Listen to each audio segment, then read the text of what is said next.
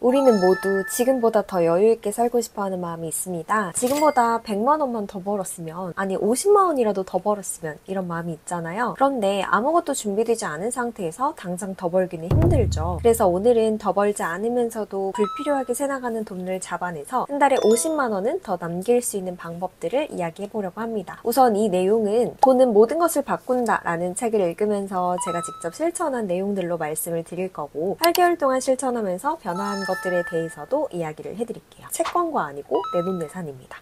첫 번째는 신용카드 말고 체크카드 쓰기입니다. 자본가가 되려면 지금까지와는 다르게 시간과 돈을 써야 한다. 신용카드 과감히 잘라버리자. 체크카드 하나면 충분하다. 이 문장을 읽는 순간 저는 통장을 들여다보는 제 시선을 바꾸게 되었는데요. 돈을 쓰는 방식이 결국 돈을 모으는 방식을 결정하고 그게 곧 삶을 유지하는 시스템을 만든다는 거. 이 단순하지만 강력한 깨달음은 제 소비 습관을 완전히 바꿔놨고 조금은 자본가의 언어로 세상을 보게 만들었습니다. 신용카드에 기대다 보면 돈은 항상 미래형으로 빠져나가요. 예전에 제 통장에 있는 돈은 사실 제 돈이 아니었어요. 왜냐면 지난달 썼던 돈이 한 달에 한 번씩 신용카드 회사에서 빠져나가니까요. 미래의 내가 항상 지금의 내 소비를 책임지고 있었던 거죠. 그 결과 매달 수입이 들어와도 남는 돈은 없었고 지출을 조절하려고 해도 통제가 너무 늦은 타이밍에 이루어졌어요. 신용카드를 쓰는 습관은 계속해서 예측할 수 없는 재정 상황을 만들어냈어요. 현재는 지출하는 시스템이었고 미래에는 후회하는 그런 시스템으로 이어진 거죠. 이거를 해결할 수 있는 방법은 지출 구조를 쪼개서 통제 가능한 시스템을 만드는 건데요. 자본가가 되려면 지금까지와는 다르게 시간과 돈을 써야 합니다. 그 말은 결국 자신의 돈 흐름을 의식하고 다루는 능력을 갖추라는 말이었는데요. 그래서 저는 새나가는 돈을 막고 그 돈을 저축하도록 3단계를 만들었어요. 첫 번째 단계는 고정비를 계산하는 겁니다. 먼저 매달 빠져나가는 보험비, 통신비, 정기구독료 이러한 고정비를 정확히 계산을 해봤고요. 그 금액을 따로 정리한 후에 신용카드 하나에 전부 연결을 했습니다. 이건 어차피 정해진 날짜에 자동이체가 되니까요. 체크카드로 자동이체를 연결을 해봤는데 오히려 각각 다른 날 출금되는 게 저에게는 혼란을 야기하더라고요. 제가 써야 하는 한 달 생활비와 수시로 빠져나가는 고정 비용이 한 통장에 같이 있으니까 오히려 이번 달 말까지 얼마를 더 쓸 수 있는지 예상하기가 힘들었어요. 그래서 차라리 신용카드로 연결해서 하루에 다 빠져나가게 하는 게 머리도 덜 아프고 신경도 덜 쓰였어요. 두 번째 단계는 생활비와 변동비는 체크카드 한 장으로 사용을 했는데요. 식비나 교통비, 간식비 이러한 일상생활에서 유동적으로 소비가 나는 거는 체크카드 하나에만 연결해서 사용을 했습니다. 매월 1일에 정해진 생활비를 체크카드 통장으로 이체를 하는 시기였고요. 세 번째 단계는 신용카드도 즉시 결제를 하는 걸로 바꿨는데요. 혹시 어쩌다가 신용카드로 이제 결제하는 경우가 생기면 그 즉시 해당 금액을 입금하고 청구서를 미리 정산을 했습니다. 이렇게 구조를 바꾸고 나니까 정말 많은 것이 달라졌는데요. 가장 큰 변화는 통제감이 생겼다는 건데요. 체크카드로만 쓰고 나니까 이번 달에 얼마를 썼는지가 매일 보이더라고요. 통장에 있는 돈이 이렇게 실제로 보이기 시작하니까 불필요한 소비가 확 줄어들었습니다. 신용카드는 고정비, 자동납부, 도구 이렇게 쓰게 되니까 별도로 체크할 일이 없어졌고 실적은 채우면서 혜택은 챙기고 통제는 유지할 수가 있었어요. 특히 저한테 좀 효과가 있었던 게 뭐냐면 보상 소비가 줄었다는 건데요. 예전에는 이 정도 고생했으니까 커피 한 잔쯤은 괜찮겠지? 힘들었으니까 배달시켜도 괜찮겠지? 이런 소비가 많았는데 이제는 카드 한도 내에서 살아가는 감각이 생기니까 감정적인 보상 소비가 확 줄어들더라고요. 통제 가능한 시스템이 저를 돈 걱정에서 자유롭게 만들었어요. 이 구조를 8개월 동안 유지를 했더니 이러한 변화들이 생겼는데요. 첫 번째는 고정비는 알아서 굴러가고 신경 쓸 일이 많이 줄어들었습니다. 신용카드에 연결된 고정비는 정해진 날짜에 정해진 금액만큼 빠져나갔고 예측이 가능해서 의외의 지출은 없었어요. 그리고 언제 뭐가 빠져나가나 걱정하지 않아도 되니까 마음의 여유가 생기더라고요. 두 번째는 체크카드는 현실을 보여준다는 건데요. 체크카드 하나만 쓰다 보니까 이번 달에 얼마나 돈을 더 쓸 수 있지? 한 번에 확인이 가능해졌어요. 그래서 자연스럽게 이번 주 외식은 좀 자제해야겠다. 아니면 이번 달엔 여유가 있으니까 좀 더 놀아도 되겠다. 이런 식의 현실 기반 소비 판단이 가능해진 거죠. 세 번째는 지출의 통제가 돈을 모으고 싶다라는 동기로 연결이 됐다는 건데요. 소비를 통제하고 나니까 통장에 남는 돈이 보이잖아요. 그거를 쌓는 기쁨들이 생기더라고요. 그래서 내가 이렇게 계획적으로 소비를 할 수 있는 사람이구나. 돈을 쓰는 게 아니라 아니라 운영을 하고 있구나. 아, 자본주의는 이렇게 돈을 움직이는 거구나. 이런 것들을 배울 수가 있었고 자연스럽게 돈을 더 벌고 싶다, 더 잘 관리하고 싶다라는 동기부여도 생기더라고요. 그 결과 제가 하는 일에도 훨씬 즐겁게 몰입을 할 수 있게 됐어요. 혹시 지금 통장은 있는데 잔고가 없고 카드값이 늘 예상보다 많고 매달 돈이 어디로 갔는지 헷갈리고 소비를 후회하면서 죄책감을 느끼고 계신다면 이거는 지출을 통제하지 못한 결과가 아니에요. 사실은 지출을 파악하지 않았기 때문일 가능성이 큽니다. 그래서 지출 통제를 원하신다면 먼저 돈의 흐름을 시각화하고 그 흐름을 예측 가능하게 만들어야 되는데요. 정리해서 말씀드리면 고정비는 신용카드로 고정을 해버리고 생활비는 체크카드 한 장으로 몰아서 쓰시고 신용카드를 쓰더라도 즉시 결제 시스템으로 미리 차단을 해버리고 앱으로 수시로 확인을 하면서 나의 행동을 피드백하는 식으로 하다 보면 이런 작은 시스템 하나가 여러분의 돈 습관과 마인드를 바꾸고 결국에는 삶 전체의 구조를 바꾸게 될 거예요.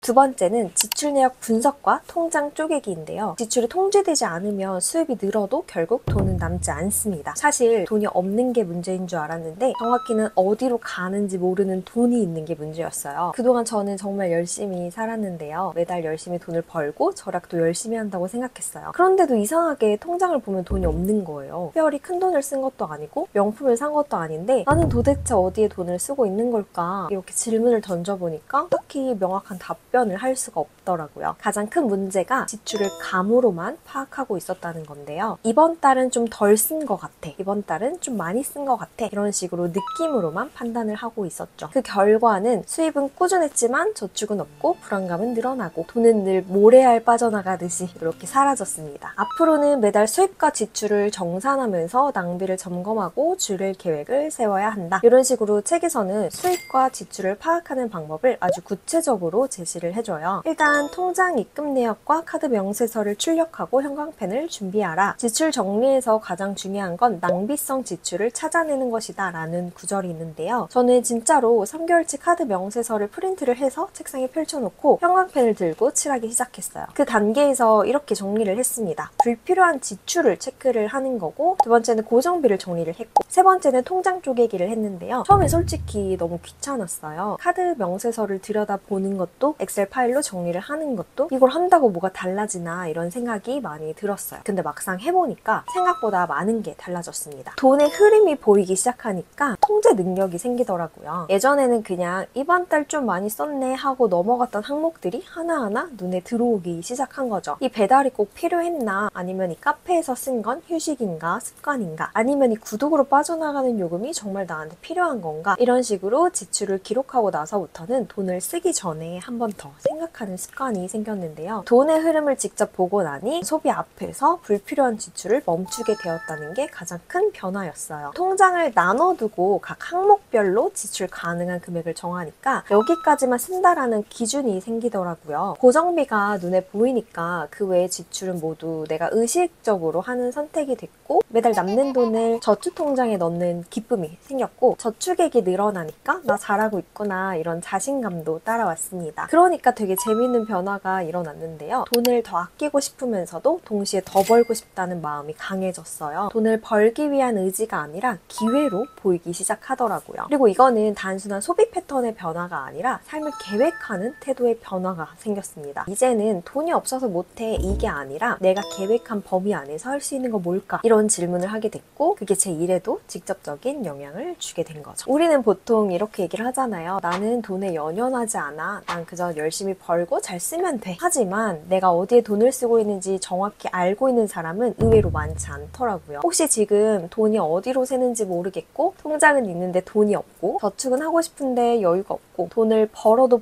마음이 늘 불안하다면 이거는 돈이 문제가 아니라 돈의 흐름을 점검하지 않은 결과일 수 있어요. 그래서 앞에서 제가 말씀드린 통장 쪼개기, 카드 명세서 확인할 이것만 실천을 해도 돈의 흐름을 확인할 수 있고 여러분의 감정도 훨씬 가벼워질 거예요. 세 번째는 물건 정리하기입니다. 물건 정리 안 되는 사람 치고 돈 정리 잘하는 사람 못 봤다. 정리는 습관이고 재테크는 정리에서 출발한다. 생각해보면 저도 늘 돈이 어디로 새는지 몰랐고 물건은 집안 여기저기 굴러다니고 머릿속까지 복잡하고 어수선한 느낌이 가득했거든요. 정리를 시작을 했는데 그게 단순히 깔끔한 방을 만들자 이게 아니라 새로운 삶의 질서를 만드는 일이라는 걸 좀 깨닫게 됐어요. 이 책 구절에서 저한테 좀 하나의 선언처럼 들렸던 게 있는데요. 정리는 소비 욕구를 조절하는 데도 도움을 준다. 그래서 저는 이 말 그대로 실천하기로 결심을 했어요. 물건을 먼저 정리하자. 그리고 다시는 쓸데없는 소비를 반복하지 말자. 이렇게 마음을 먹고 그때 당시에 책이 500권 가까이 집안에 있었는데 400권 정도를 팔로워분들과 나눔을 했어요. 언젠간 읽겠지 하던 책들도 많았고 사놓고 읽지 않은 책들도 많았고 읽은 책들조차도 나눔을 했다. 그리고 제가 옷하고 신발에 욕심이 정말 많았는데 이번에 정리를 하면서 한 70% 정도를 버리거나 기부를 했습니다. 언젠가 입을 것 같아서 남겨놨던 옷들, 언젠가 신을 것 같아서 쌓아놨던 신발들 진짜 과감히 다 버리고 기부를 했다. 서랍 정리를 하다 보니까 언젠가 쓰겠지 하고 모아뒀던 화장품 샘플들 그리고 1+1 해가지고 쟁여놨던 것들 이런 게 막 나오는 거예요. 이것도 전부 정리를 했다. 정리를 하면서 보다 보니까 나는 지금까지 사고선 잊고 또 쌓아놓고 잊고 이런 식의 소비를 반복했구나 라는 깨달음을 얻게 됐어요. 정리를 시작하고 며칠이 지나니까 방도 달라지고 제 생각과 생활 방식도 달라지기 시작했는데요. 가장 먼저 느껴진 게 보여진다 라는 거였어요. 어떤 책을 가지고 있는지 명확히 알게 되고 어떤 옷들이 있는지 그리고 집안에 어떤 게 있는지 이런 게 좀 보여지기 시작하더라고요. 이게 왜 중요하냐면 보이는 건 관리를 할 수 있고 관리가 가능한 건 다시 사지 않게 된다는 거거든요. 예전에는 뭐가 어디 있는지 몰라서 또 사고 있어도 기억 안 나서 또 사고 그게 쌓이고 또 쌓이면서 돈이 사라지고 시간도 같이 사라졌어요. 하지만 정리를 시작을 하니까 이거는 이미 있어. 지금은 필요 없어. 당장 쓰지 않을 거면 안 사도 돼. 라는 소비의 기준이 생기더라고요. 그래서 중요한 거는 정리로 인해서 생긴 그 여백, 여유 속에서 생각이 맑아지고 일의 집중도도 훨씬 올라갔다는 거예요. 정리의 결과는 단순히 집이 깨끗해진다라는 것 이상이었는데요. 소비가 줄어들었어요. 같은 물건을 또 사는 일이 없어졌고 쇼핑을 가더라도 지금 이게 진짜 나한테 필요한가? 라는 질문이 먼저 들어와서 사지 않게 되더라고요. 집중력이 높아졌고 스트레스가 줄었습니다. 무엇보다 중요한 게 시간이 많아졌어요. 물건을 찾는 데다가 시간을 쏟지 않게 되니까 저의 일에 대한 고민을 더 한다거나 일의 효율을 높일 수 있는 거를 더 할 수 있게 됐습니다. 혹시 지금 방이나 책상 위가 어수선하다 라고 하면은 정리부터 시작을 해보세요. 정리를 하면 내가 어떤 사람인지 보이게 되고 정리를 하면 무엇을 원하고 있는지도 명확해지고 돈의 방향도 바뀌게 됩니다. 재테크는 정리에서 출발한다. 이 말은 돈을 아끼는 게 아니라 돈을 흐르게 하는 통로를 만들자라는 말이 아닐까요? 네 번째는 1+1 이벤트에 넘어가지 않기. 이건 언젠가 쓸 거야. 지금 사두면 더 싸잖아. 요즘 다 저거 쓰던데 나도 하나쯤은 있어야지. 우리가 지출할 때 가장 자주 떠오르는 말들인데요. 바로 그 생각들이 우리 통장을 조용히 그리고 확실하게 털어가고 있습니다. 소비는 습관이에요. 이 문장이 한 달 한 달 이렇게 통장을 보다 보면 늘 같은 생각이 들었어요. 이번 달에는 왜 이렇게 많이 썼지? 큰돈 쓴 건 없는데 왜 돈이 없지? 이런 생각들이 많이 들었거든요. 근데 지출 내역을 하나하나 살펴보니까 사실은 없어도 되는 것들이 많더라고요. 지금은 안 쓰지만 언젠가 쓸 거니까 딱 하나만 살려고 했는데 1:1이라서 이런 생각들로 사다 보니까 이런 소비들이 절대 한 번으로 끝나지 않더라고요. 이런 지출이 습관이 되고 필요한 게 아니라 아까워서 산 것들이 집안에 쌓이기 시작하더라고요. 그 결과는 물건은 넘치고 정작 쓸 돈은 없고 마음은 늘 허전하고 스트레스를 받게 됐습니다. 이 소비 습관이 돈뿐만 아니라 에너지까지 뺏어가고 있다는 걸 그땐 몰랐던 거죠. 돈은 모든 것을 바꾼다 해서 가장 인상 깊었던 구절이 있는데요. 소비는 습관이다. 당장 필요하진 않지만 저렴하니까 사두는 습관. 어차피 쓸 물건이니까 넉넉하게 쟁여두는 습관. 이런 습관들이 우리 통장을 털어간다. 이 문장을 본 날 저는 결심을 했어요. 앞으로는 딱 지금 필요한 것만 한 개만 사자. 그리고 1+1이나 2+1 이런 행사에는 관심을 끄자. 필요하면 사는 거고 싸서 사는 게 아니다. 이런 간단한 규칙을 정하니까 생각보다 많은 변화들이 일어나더라고요. 하더라고요. 처음에는 이 방식이 손해보는 것처럼 느껴졌어요. 하지만 몇 주가 지나고 나니까 자유로워진 느낌에 가깝더라고요. 왜냐하면 불필요한 지출이 줄어드니까 통장이 두둑해졌고 머릿속도 맑아졌고 뭔가 계속 사야 한다는 압박감에서 벗어나니까 마음이 편해졌어요. 그 물건을 쟁여두지 않으니까 필요한지 아닌지가 직관적으로 딱 보이기 시작하는 거예요. 예전에는 물건이 많으니까 뭐가 있는지도 몰라서 또 사고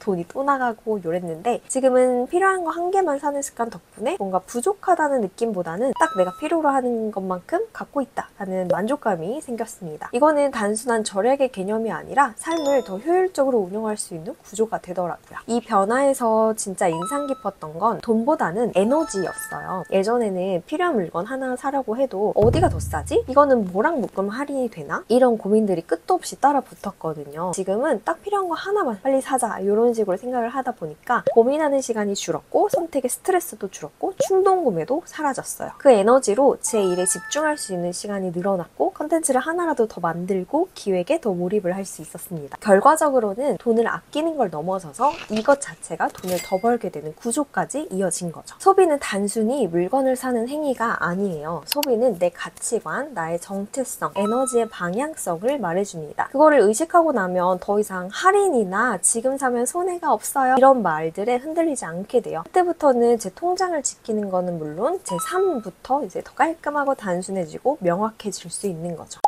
마지막 5번째는 가난에 대해서 생각해보기입니다. 사실 책에서 가장 충격적인 문장은 이거였어요. 가난은 가족관계에, 연인관계에 누군가의 인생의 걸림돌이 될 수 있다는 걸 한글보다 먼저 깨쳤다. 너무너무 와닿는 문장이었는데요. 너무 잘 아는 말이니까요. 가난이 내 관계를 어떻게 무너뜨리는지, 가난이 내 삶에서 어떤 감정들을 지워가는지, 그건 단순히 돈이 없는 상태가 아니라 삶 전체를 좀 움츠리게 만드는 거였어요. 예전에 저는 늘 불안했어요. 돈이 부족했기 때문이기도 하지만 사실은 마음이 더 가난했던 거죠. 잘 나가는 사람을 보면 무조건 질투하기 바빴고 새로운 도전 앞에서는 난 안 될 거야 라는 생각도 강했고 성공한 사람을 보면은 이 사람은 운이 좋았겠지 라는 게 되게 강했습니다. 그렇게 저는 제 자신을 가능성이 없는 사람으로 스스로 정의를 하면서 살아갔는데 책을 읽다 보니까 사실은 그게 진짜 가난이었다는 걸 알게 됐어요. 가난은 단순히 소득의 문제가 아니라 가능성을 제한하는 생각의 방식이었다. 이 책을 읽은 후에 저는 저한테 질문을 던졌어요. 나에게 가난이란 무엇인가? 이 단순한 질문 하나가 제 안에 생각들을 꺼내고 구조를 흔들기 시작했어요. 처음에는 좀 멈칫한 게 가난은 그냥 돈 없는 거 아닌가? 이런 생각을 했는데 조금 더 생각해보니까 아니더라고요. 내가 그동안 가난해서 못했다고 말했던 것들이 사실은 너무 두렵고 다른 사람들하고 비교가 되고 용기가 없어서 못한다는 걸 깨달았어요. 그때부터 가난이라는 게 내 삶에 밖에서 일어나는 요인들이 아니라 내 안의 사고방식의 문제구나 라는 걸 깨우치기 시작했습니다. 제가 내린 결론은 이거예요. 가난은 숫자가 아니라 시선이다. 나를 바라보는 시선과 세상을 대하는 태도. 돈이 없더라도 마음이 풍요로운 사람은 도전을 합니다. 새로운 길을 찾고 배우고 관계를 이어가죠. 반면 돈이 좀 있어도 마음이 가난하면 계속해서 불안하고 타인과 비교하고 무언가를 시작하기보다 미루고 회피하는 게 더 강해요. 겉으로는 열심히 사는 것 같지만 마음속에는 늘 불만과 핑곗거리가 가득하고요. 그래서 그런 삶은 정체돼 있고 나아가지 못한 채 맴돌죠. 그럼 또 불만이 생기고 다른 사람들을 질투하게 돼요. 이걸 인정하는 데까지는 용기가 필요했는데 인정하는 순간 변화가 시작됐습니다. 예전엔 SNS에서 잘 나가는 사람들 보면 질투하거나 뒤에서 깎아내리기 바빴어요. 지금은 그 사람들의 행동과 마인드를 분석하고 따라하는데요. 어떤 루틴을 갖고 있는지, 어떤 언어를 쓰는지, 어떤 철학으로 콘텐츠를 만드는지 이런 것들을 배우고 따라하고 있어요. 질투하던 시절에는 저 사람들이 나보다 더 잘 나간다는 걸 인정하고 싶지 않았어요. 그런데 따라하기 시작하니까 어느 순간 그들과 비슷한 위치에서 똑같은 고민을 하고 있더라고요. 이전에 저는 모든 기회 앞에서 나 같은 사람이 어떻게 해? 라며 포기한 것도 진짜 많아요. 그런데 지금은 한번 해보자 라는 생각으로 움직입니다. 그 한 번의 도전이 다른 일들, 다른 기회를 가져다 주고 있어요. 이런 게 계속 반복이 되니까 조금씩은 될지도 모른다는 생각이 생각이 생겼고 이제는 제가 저를 믿는 힘이 굉장히 많아졌어요. 마음이 바뀌니까 사람도 달라지더라고요. 그리고 정말 신기한 건 이건데요. 내가 나를 믿으니까 다른 사람들도 나를 믿기 시작한다는 거예요. 거만하지 않되 스스로를 존중하는 말투들을 쓰고 당당해지는 거. 그랬더니 주변에서도 저를 자신감 있는 사람, 당당한 사람, 믿을 만한 사람으로 봐주기 시작하더라고요. 삶의 분위기가 많이 바뀌었어요. 눈빛이나 표정이나 관계나 말투나 모든 게 조금 더 밝아진 방향으로 흘러가기 시작했습니다. 혹시 지금 돈이 없어서라는 이유로 가능성을 접고 계신 건 아닌지, 잘 나가는 사람들을 보면서 질투를 하고 있는 건 아닌지 생각을 해보셨으면 좋겠어요. 여러분이 가진 가난은 외부의 상황이 아니라 내면의 마음가짐일지도 모르니까요. 돈은 모든 것을 바꾼다라는 책에 알려주는 건 돈이 중요하다는 당연한 얘기가 아니에요. 그보다는 이렇게 묻습니다. 당신은 어떤 마음으로 돈을 대하고 있나요? 당신은 돈 앞에서 자신을 어떤 존재로 보고 있나요? 그리고 당신의 삶을 움직이는 진짜 에너지는 무엇인가요? 저는 이 질문들을 통해서 마음의 구조를 바꿨고 그 결과로 삶의 방향도 바꿨습니다. 우리는 가끔 돈만 있으면 다 괜찮아질 텐데 라고 말을 하죠. 하지만 제가 깨달은 건 이거예요. 돈보다 먼저 바꿔야 하는 건 마음의 구조다. 그 마음이 바뀌는 순간 돈을 대하는 방식도, 사람을 대하는 태도도, 삶을 대하는 자세도 달라집니다. 그리고 그 변화는 통장보다 먼저 여러분의 말투와 눈빛에서 시작이 될 거예요.